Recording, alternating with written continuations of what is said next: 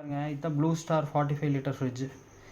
இது அமேசானில் 7400 டீலுக்கு வாங்கினேன். இங்கே பார்த்தீங்கன்னா லைட்டாக பெயிண்ட் போயிருக்கு, பின்னாடி லைட்டாக டென்ட் ஆகிருக்கு. இருந்தாலும் வச்சுக்கலாம் அப்படின்னு முடிவு பண்ணிட்டேன்.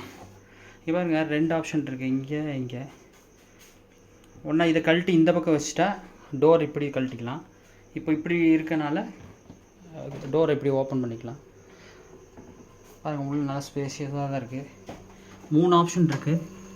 ஒன்று நார்மல், அடுத்தது கோல்டு, இன்னொன்று வந்து கூலு, இன்னொன்று வந்து சூப்பர்.